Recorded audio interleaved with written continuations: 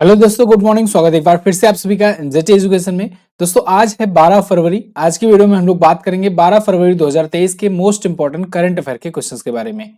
तो चलिए शुरू करते हैं। सबसे पहले रिवीजन से कल का क्विकली रिवीजन करेंगे।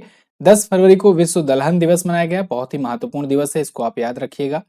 और अभी हाल ही में दक्षिण अफ्रीका में बिजली संकट को देखते हुए राष्ट्रीय आपदा घोषित किया गया, या कहें नेशनल इमरजेंसी घोषित की गई है। इमरजेंसी इधर कर लीजिएगा। मीनाक्षी नेवटिया, ये दवा निर्माता कंपनी फाइजर लिमिटेड की भारत में निदेशक और प्रबंध निदेशक बना दी गई हैं। ये एडिशनल डायरेक्टर और मैनेजिंग डायरेक्टर होंगी।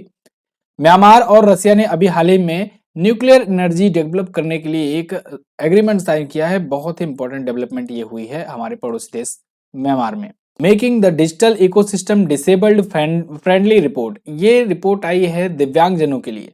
और इसके अनुसार, इस रिपोर्ट के अनुसार दिव्यांगजन जो हैं वो व्हाट्सएप का यूज सबसे ज्यादा करते हैं, जो पॉपुलर जो एप्लीकेशंस हैं उनमें से।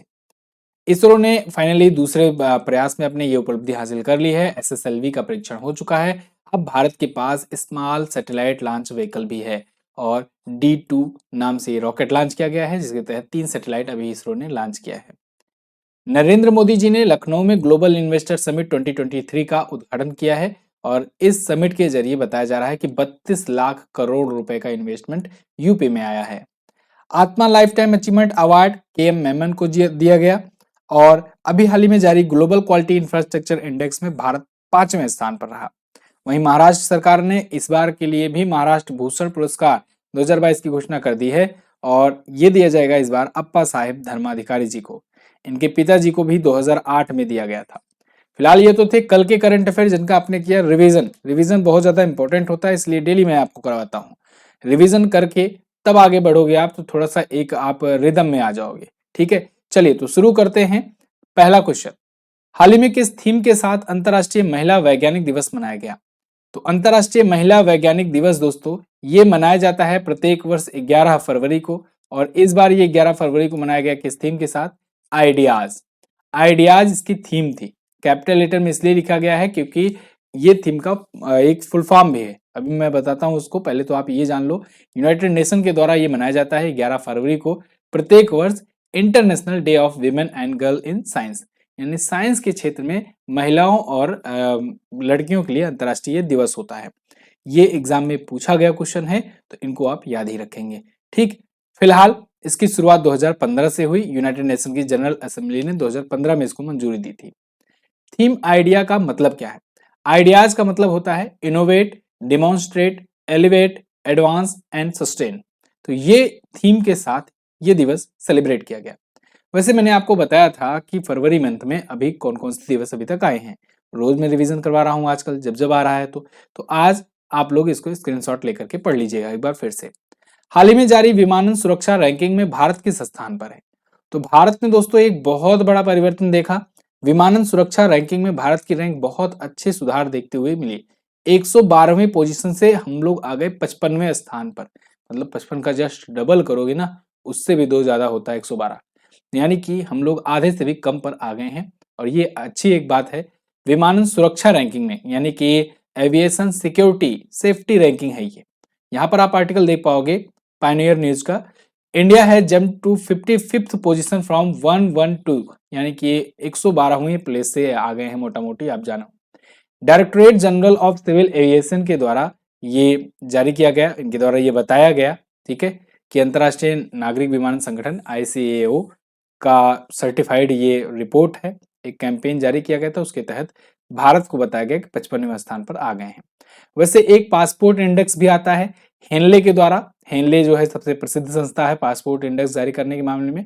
तो पासपोर्ट इंडेक्स में भारत का जो पासपोर्ट है वो अभी के टाइम पर 85वें नंबर पर आ गया है। ये भी आप याद रखेंगे। ठीक है, चलिए आगे। हाल ही में किस राज्य सरकार ने one family one ID portal launch किया? तो one family one ID portal launch किया है दोस्तों अभी हाल ही में यूपी गवर्नमेंट ने। उत्तर प्रदेश सरकार ने एक परिवार एक आईडी, एक पहचान पत्र कह सकते हैं, उसके लिए एक पोर्टल लॉन्च किया है। यह अभियान यूपी सरकार कई दिनों से बात कर रही है इसको लाने के लिए, वन फैमिली वन आईडी। ठीक है, इससे पहले उत्तर प्रदेश सरकार ने ODOP योजना शुरू की थी। ODOP योजना चलती है जिसके तहत वन डिस्ट्रिक्ट वन प्रोडक्ट योजना है। इसके तहत अभी हाल फिलहाल में एक न्यूज आई थी कि उत्तर प्रदेश सरकार ओडीओएस योजना शुरू कर रही है। ओडीओएस बोलो तो वन डिस्ट्रिक्ट वन स्पोर्ट, यानी एक जिला एक खेल अभियान। ठीक है, ये भी याद रखिएगा, ये भी इंपॉर्टेंट है। ग्लोबल इन्वेस्टर समिट के बारे में कल हम लोगों ने डिटेल में बात किया ही। इसके अलावा यूपी सरकार ने ही एक जिला एक उपज योजना को भी मंजूरी दी है, ये भी ध्यान रखिएगा। ठीक है, चलिए, तो फिलहाल one family one ID portal launch कर दिया गया है उत्तर प्रदेश सरकार के द्वारा, और इसके तहत ये होगा कि जो राष्ट्रीय खाद्य सुरक्षा योजना है ना केंद्र सरकार की, उसके द्वारा जो नहीं पात्र हैं, जो उसमें पात्र नहीं हो पाते हैं, जो छूट रह जाते हैं, वंचित रह जाते हैं, उनको पहचान पत्र का लाभ मिल सके, और इसके लिए परिवारों का राशन कार्ड ही पहचान पत्र माना जाएगा। ठीक है, तो ये one family one ID portal के तहत होगा। आगे उत्तर प्रदेश के बारे में कल भी हम लोगों ने बात किया था, तो आज बात नहीं करेंगे ज्यादा, आपको बस ऐसे दिखा देते हैं मोटा मोटी। वैसे आप अगर देखना चाहते हो कि कौन सा राज्य कैसे बने हैं, तो पूरा का पूरा इतिहास मैंने अभी रिसेंटली आपको वीडियो दी है और लोगों को पसंद भी आ रही है। ठीक है, मैप के थ्रू मैंने बहुत अच्छे से आपको बताया है कि भारत के जितने भी राज्य बने हैं उनके पीछे का इतिहास क्या रहा है। आप देखिएगा जरूर, एक बार अगर देख लोगे तो आपको ये जो नक्शे से लोकेशन से रिलेटेड जो क्वेश्चंस बनते हैं सब आपके तैयार हो जाएंगे एक ही बार में।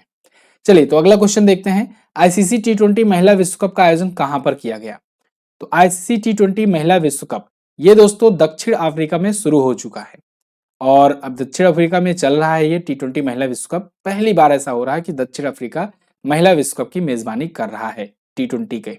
ठीक है, मेन वाले के। अभी कुछ दिन पहले पता हो तो अंडर 19 भी इसी ने होस्ट किया था। अंडर 19 वर्ल्ड कप जब हुआ उसको जीता कौन? इंडिया ही जीता है। इंडिया की विमेन्स टीम ने जीता हुआ है अंडर 19 का अभी टी20 वर्ल्ड कप। अभी रिसेंटली हुआ, कुछ दिन पहले ही बताया था मैंने आपको। ठीक है, पिछले महीने। अच्छा, एक चीज और, ये आईसीसी टी20 वर्ल्ड कप पहली बार तो हो रहा है साउथ अफ्रीका में। आईसीसी के और कौन कौन से टूर्नामेंट हुए रिसेंटली, कौन कौन से आगे आने वाले टाइम पर होने वाले हैं, इस पर अभी कल के दिन में एक वीडियो अपलोड की गई है। देखो, ये जो है ना, यहाँ से क्वेश्चंस लगातार बनते रहते हैं, इसीलिए मैंने यहाँ पर ऑलरेडी आपको अलग अलग से टॉपिक बाई टॉपिक वीडियो देना शुरू कर दिया है। तो अभी कल वाली वीडियो जो है वो स्पोर्ट करंट अफेयर शुरू किया गया है, उसका पहला ही पार्ट है जिसमें आईसीसी के सभी टूर्नामेंट, जैसे मैं आपको बताऊं 2019 का आईसीसी का क्रिकेट वर्ल्ड कप इंग्लैंड ने जीता। अभी 2022 में जो हुआ था टी20 वर्ल्ड कप, उसको भी इंग्लैंड ने जीता। तो इंग्लैंड इस टाइम पर ओडीआई और टी20 दोनों का चैंपियन है। इसके अलावा कॉमनवेल्थ गेम हुआ था, उसमें पहली बार भारतीय महिला टीम गई थी खेलने, सिल्वर मेडल जीत के आई। गोल्ड मेडल ऑस्ट्रेलिया ने जीता। ऑस्ट्रेलिया ने ही ये वाला जो 2022 वाला 21 वाला हुआ था अभी, सॉरी, उसको भी जीता था टी20 वर्ल्ड कप विमेंस का। और अभी 2023 वाला जो हुआ उसको भी जीत लिया है ऑस्ट्रेलिया। ठीक है, ये सभी चीजें आप याद रखेंगे। फिलहाल की अगर बात करें तो 10 से 26 फरवरी 2023 तक होगा साउथ अफ्रीका में ये वाला संस्करण। ठीक है, 23 मैचेस खेले जाएंगे, 10 टीम यहाँ पर पार्टिसिपेशन कर रही हैं। हाल ही में शेपिंग फ्यूचर गवर्नमेंट थीम के साथ वर्ल्ड गवर्नमेंट समिट 2023 का आयोजन कहाँ किया गया? वर्ल्ड गवर्नमेंट समिट 2023, इसका आयोजन दोस्तों दुबई में किया गया। दुबई में ये एक्चुअली में शुरू हो रहा है 13 तारीख से। ठीक है, 13 फरवरी से शुरू हो रहा है। तो वर्ल्ड गवर्नमेंट समिट जो होगा, यानी कि विश्व सरकार सम्मेलन इसे कह सकते हैं हिंदी में, तो दुबई में ये होने जा रहा है 13 फरवरी को। इसकी थीम रखी गई है शेपिंग फ्यूचर गवर्नमेंट। ठीक है, शेपिंग फ्यूचर गवर्नमेंट्स। अच्छा, दुबई आया हुआ है। दुबई कहाँ पड़ता है? यूनाइटेड अरब अमीरात में। यूएई के बारे में आप लोग बहुत सारे पॉइंट्स हैं, उनको रिवाइज कर लो एक एक करके। एक तो भारत पहला आईआईटी संस्थान यहाँ पर खोलेगा। दूसरा, इसने अभी इन्फिनिटी ब्रिज अपना लॉन्च किया था। इसने ही अभी होप नाम से मंगल मिशन किया था पिछले साल। इसके अलावा यूएई ने ही दोस्तों इन्फिनिटी ब्रिज तो बताया मैंने, फ्यूचर ऑफ म्यूजियम खोला। इसके अलावा मून रिजॉर्ट खोला। ठीक है, ये सभी चीजें। अच्छा, एक चीज और, ये आयरन डोम मिसाइल के साथ मतलब आयरन डोम मिसाइल के लिए समझौता किया इजराइल से। वैसे इजराइल के साथ शांति समझौता स्थापित करने वाला भी ये पहला खाड़ी देश है यूएई। भारत के साथ 110 बिलियन के प्रोजेक्ट पर साइन हुआ है। तो 110 बिलियन का प्रोजेक्ट जो है ये भारत यूएई के बीच में चल रहा है। और यूएई ही कॉप 28 की, यानी कि इस बार वाला जो कॉप सम्मेलन है ना 2028 का, सॉरी 28वां संस्करण 2023 का, तो इसकी मेजबानी करेगा यूएई ही। ठीक है ना, पिछली बार वाला मिस्र ने किया था। आगे बढ़ते हैं। अब स्टैटिक जीके के सेगमेंट में आते हैं। डेली हम लोग 10-10 पढ़ते आ रहे हैं। 50 क्वेश्चन हम लोगों ने तैयार कर लिए हैं। अच्छा, कल कुछ लोग कह रहे थे, क्वेश्चन कह रहे थे कि सर बहुत लो लेवल का मतलब यहाँ पर दिख रहा है, थोड़ा सा टफ टफ क्वेश्चन देखिए। तो देखिए दोस्तों, यहाँ पर ना स्टैटिक जीके जो है ये ऐसे ही वन लाइनर टाइप में ही ज़्यादातर पूछा जाता है कि मतलब आया तो ठीक है, नहीं आया तो गलत। ठीक है, तो स्टैटिक जीके है, इसको आप लोग ऐसे ही देखो। हाँ, जो कुछ नया चीजें होगा कोशिश किया जाएगा, अभी धीरे धीरे लेवल बढ़े भी आगे चल करके। तो अभी आप जो है जो चीजें चल रही हैं इसको आप देखते रहिए, धीरे धीरे लेवल बढ़ाया जाएगा। चलिए, पंजाबी भाषा की लिपि कौन सी है? गुरमुखी लिपि होती है। जलियांवाला बाग हत्याकांड 13 अप्रैल 1919 को अमृतसर में हुआ था। ठीक है, और इसके बाद महात्मा गांधी जी ने दो कारण थे फिलहाल, रॉलेट एक्ट और ये, इन दोनों घटनाओं की वजह से 1920 में महात्मा गांधी जी ने असहयोग आंदोलन छेड़ दिया, शुरू कर दिया। 1939 में कांग्रेस को छोड़ने के बाद सुभाष चंद्र बोस जी ने किस दल की स्थापना की? तो 1939 में दोस्तों कांग्रेस को छोड़ दिया था सुभाष चंद्र बोस ने। ये 1938 में भी अध्यक्ष चुने गए थे पहली बार, फिर दोबारा भी ये 1939 में चुने गए थे, फिर दोबारा वाले में छोड़ करके फॉरवर्ड ब्लॉक स्थापित कर दिए, उसके बाद अपनी नई सेना तैयार कर दी। ठीक है, फिलहाल कांग्रेस की अगर बात करें तो कांग्रेस आपको पता है 1885 में एओ ह्यूम ने इसको मतलब स्थापित किया था, संस्थापक रहे थे। पहले अध्यक्ष हुए डब्ल्यू.सी. बनर्जी, पहली महिला अध्यक्ष हुई एनी बेसेंट, पहली भारतीय महिला अध्यक्ष हुई सरोजिनी नायडू। गांधी जी 1924 के बेलगावी में सम्मेलन में, अधिवेशन में इसकी अध्यक्षता किए थे। वर्तमान में कांग्रेस पार्टी के अध्यक्ष हैं कौन? खड़गे जी हैं। आगे, रतौंधी किस विटामिन की कमी से होता है? Vitamin A. गिद्धा और भांगड़ा ये पंजाब का प्रमुख लोक नृत्य है। स्वामी दयानंद सिंह शंकर जी सरस्वती जी का मूल नाम मूल शंकर था और इन्होंने आर्य समाज की स्थापना की थी। सिख धर्म का संस्थापक गुरु नानक देव जी को माना जाता है और 10वें गुरु गुरु गोविंद सिंह जी थे। सिखों के 10 गुरु हुए, उसके बाद खालसा पंथ की स्थापना हो गई थी। दिल्ली स्थित लाल बहादुर शास्त्री जी की समाधि स्थल का क्या नाम है? तो विजय घाट लाल बहादुर शास्त्री जी की समाधि स्थल का नाम है, और इन्हीं की जयंती के अवसर पर तो उनकी समाधि स्थल का नाम है राजघाट। ठीक, पंजाब केसरी लाला लाजपत राय जी को कहा जाता है, और संविधान सभा का अस्थायी अध्यक्ष पहली बार जब बना तो डॉक्टर राजेंद्र प्रसाद जी को बनाया गया। अस्थायी अध्यक्ष किसे बनाया गया था? डॉक्टर सचिदानंद सिन्हा जी को। पहली बैठक कब हुई थी? 9 दिसंबर 1946 को हुई थी। दूसरी बैठक 2 दिन बाद 11 दिसंबर को हुई थी। क्लियर है ना? बिल्कुल। चलिए अब आगे बढ़ते हैं। अगला, हाल ही में अलीबाबा ग्रुप ने किस भारतीय कंपनी से अपनी पूरी की पूरी हिस्सेदारी बेच दी? तो दोस्तों अलीबाबा ग्रुप ने पेटीएम से अपनी पूरी हिस्सेदारी बेच दी। अलीबाबा ग्रुप ये है चाइना की एक बहुत बड़ी कंपनी है। जैक मा जिसके फाउंडर है।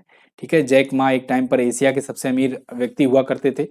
तो फिलहाल इस ग्रुप ने पेटीएम में अपनी जो भी हिस्सेदारी थी, पेटीएम में बहुत बड़ा इन्वेस्टमेंट कर रखा था इन्होंने, वो बेच दी है। बताया जा रहा है कि 6.24% के आसपास में इनका स्टेक था।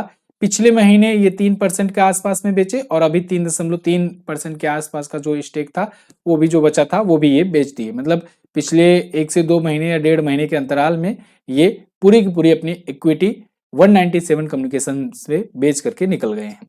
यानी एक प्रकार से कहो कि ये भारत से अपना इन्वेस्टमेंट निकाल करके लेकर गए। क्यों? एक तो ये चाइनीज कंपनी है और इन पर पाबंदियां भी थी। पेटीएम पर भी आपको पता होगा आरबीआई ने पर पाबंदी लगा दी थी नए अकाउंट्स को ओपन करने पर। इन पर आरोप थे कि ये यहाँ से डाटा शेयर करते हैं, डाटा लीक करते हैं, चाइनीज देखते हैं। आपको याद हो अगर तो 6 महीने या साल भर के आसपास में मैंने आपको ये बताया था, इसके पहले साल भर तो नहीं हुए होंगे। ठीक है, 6 महीने के आसपास में ये आरबीआई की न्यूज आई थी, पेटीएम पर नए अकाउंट ओपन करने पर बैन लगाया गया था। तो अब धीरे धीरे करके देखो ये इक्विटी अपना ये बाहर कर लिया, मतलब इन पर ये चाइनीज कंपनी का अब कोई हिस्सेदारी नहीं है। ठीक है, और 6% के आसपास इक्विटी थी, ये बहुत बड़ा अमाउंट होता है। फिलहाल पेटीएम की स्थापना 2010 में हुई थी। फाउंडर सीईओ विजय शेखर शर्मा, मुख्यालय इसका है नोएडा में। अगला, 197 कम्युनिकेशन इसकी पेरेंट कंपनी है। ठीक है, कंफ्यूज मत होना नाम सुनकर। अगला है, हाल ही में क्रिकेट के तीनों प्रारूप में शतक लगाने वाले पहले भारतीय कप्तान कौन बने? तो दोस्तों वो बन गए हैं रोहित शर्मा। रोहित शर्मा अभी के टाइम पर तीनों फॉर्मेट में कैप्टन है। तो इन्होंने कैप्टन रहते हुए टेस्ट में भी लगा दिया शतक। पहली बार कैप्टन रहते हुए इन्होंने शतक लगाया है। वैसे तो इनके टेस्ट क्रिकेट में 9 शतक हो गए हैं, लेकिन कप्तान रहते हुए इन्होंने टेस्ट क्रिकेट में पहली बार शतक लगाया, और कप्तान रहते हुए ये वनडे और टी20 में भी शतक लगा चुके हैं। तो इस प्रकार से भारतीय कप्तान रहते हुए ये तीनों प्रारूपों में शतक लगाने वाले इकलौते खिलाड़ी बन गए हैं। रोहित शर्मा अभी नागपुर में टेस्ट हो रहा था ऑस्ट्रेलिया के खिलाफ, उसमें ये कारनामा किए हैं।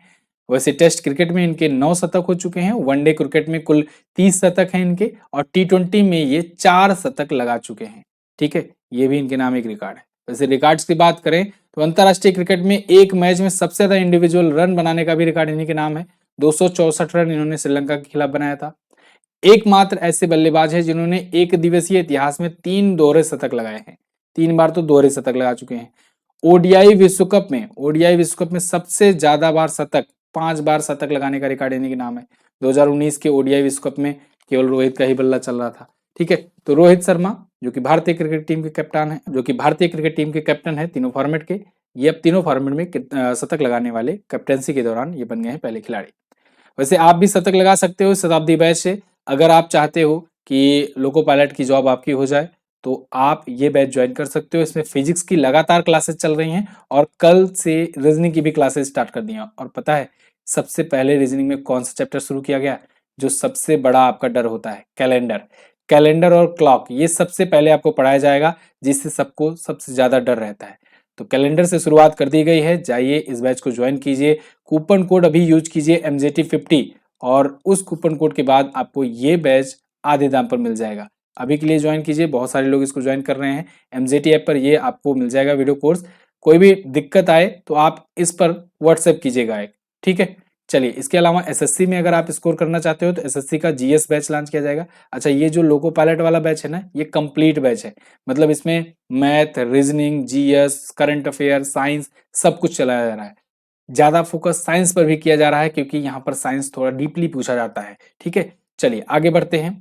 हाल ही में किस देश ने बीमारियों का पता लगाने के लिए सुरक्षा जांच में सुधार के लिए स्निफिंग रोबोट लॉन्च किया? तो इजराइल ने दोस्तों स्निफिंग रोबोट लॉन्च किया है। ये एक अद्भुत रोबोट है, मतलब आप देखो ये एक बायोलॉजिकल रोबोट है, एक प्रकार से कहें कि इसमें जैविक सेंसर का यूज किया गया है। और जैविक सेंसर किसका? टिड्डे का जो एंटीना होता है ना, टिड्डा देखे हो आप, टिड्डा जो बैठता है, तो टिड्डे का जो एंटीना होता है ना, इतना ज्यादा सेंसिटिव होता है, हम लोग उसको कभी नोटिस नहीं करते हैं। उसका एंटीना यहाँ पर उपयोग कर रहे हैं इजराइल वाले, और ये कह रहे हैं कि बीमारी का पता लगाने और सुरक्षा जांच में ये बहुत ज्यादा कामगर है। ये तो ये भी कहे कि इलेक्ट्रॉनिक गैजेट से सूंघने की और सेंस करने की जो क्षमता होती है ना, उससे ज्यादा संवेदनशील, उससे ज्यादा सेंसिटिव होता है टिड्डियों का ये एंटीना। ठीक है, तो इनको इसमें 2 इलेक्ट्रोड के बीच में रखा गया है गंध की पहचान करने के लिए, और इसके थ्रू ये स्निफिंग रोबोट बनाया गया है। किसने बनाया? इजराइल ने। इजराइल दोस्तों आपको याद होगा, अभी कुछ दिन पहले ही इजराइल चर्चे में आया था जब बेंजामिन नेतन्याहू यहाँ के 6ठी बार बने थे प्राइम मिनिस्टर। ठीक है, तो बेंजामिन नेतन्याहू यहाँ के प्राइम मिनिस्टर हैं। आगे देखते हैं, हाल ही में किस भारतीय गोल्फ खिलाड़ी ने केन्या लेडीज ओपन खिताब 2023 जीता? इसको जीत लिया है अदिति अशोक ने। देखो कुछ चीजें हैं खेल खिलाड़ियों से रिलेटेड, जो कि हो सकेगा इस पर मैं आपको एक वीडियो भी ला कर दूंगा। जैसे भारत में ना कुछ कुछ खेल ऐसे हैं जिन खेल को हम लोग उनके खिलाड़ियों की वजह से जानते हैं, मतलब वो खिलाड़ी हैं तो इसलिए हम लोग ने वो खेल के बारे में पहली बार सुना। जैसे मैं आपको कहूँ भवानी देवी, तो आप तुरंत बताएंगे तलवारबाजी। ठीक है, तलवारबाजी भी कोई एक गेम होता है, पता ही नहीं था, भवानी देवी ने चर्चे में ला करके उसे बताया हम लोग को। गोल्फ खिलाड़ी भारतीय अगर पूछा जाए, सबसे बेस्ट खिलाड़ी का नाम अदिति अशोक का आता है। जैसे मैं अगर आपसे कहूं कि मनिका बत्रा, तो टेबल टेनिस तुरंत बताइएगा।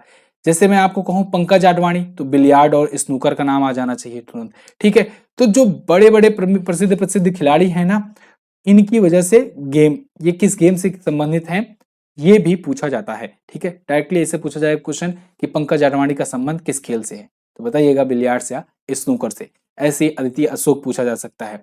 ऐसे ही भावना कांत, ऐसे ही दोस्तों भारत में टेनिस को इंट्रोड्यूस एक टाइम पर कराया था सानिया मिर्जा ने। ठीक है, तो सानिया मिर्जा टेनिस से संबंधित हैं, अभी रिसेंटली उन्होंने संन्यास लिया भी है।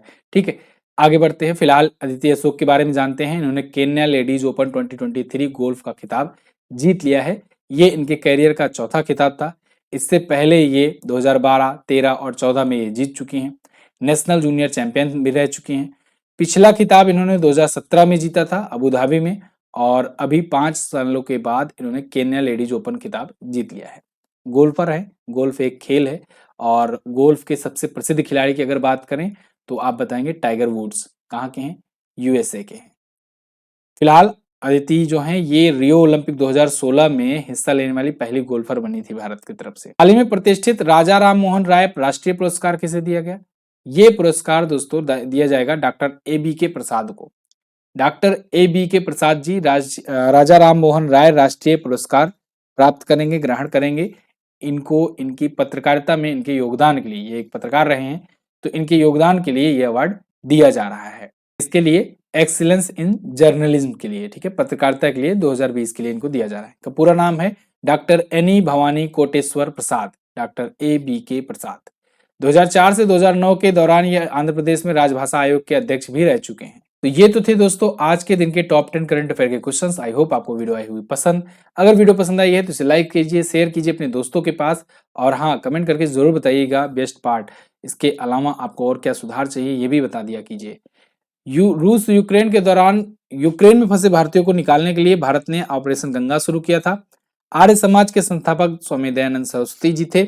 इसके अलावा आज आपको क्या बताना है, आज आपको बताना है व्हाट्सएप की पेरेंट कंपनी कौन सी है, ठीक है। इसके अलावा व्हाट्सएप कब बेचा गया था, कितने में खरीदा गया था, ये सब वगैरह आप बता सकते हैं। महाराष्ट्र सरकार ने 2021 के लिए महाराष्ट्र भूषण पुरस्कार किसे दिया है, ये भी बता दीजिएगा। बहुत बहुत धन्यवाद यहाँ तक वीडियो देखने के लिए। अगर आप हमारे कोर्सेज वगैरह ज्वाइन करना चाहते हैं या इस वीडियो की PDF लेना चाहते हैं तो आप simply MZT app Google play store पर सर्च करके डाउनलोड कर लीजिए। इसके अलावा जो हमारे पेड बैचेस हैं उनको भी आप ज्वाइन कर सकते हैं। हमारी ई-बुक्स वगैरह भी आई हुई हैं, इनको भी आप ले सकते हो।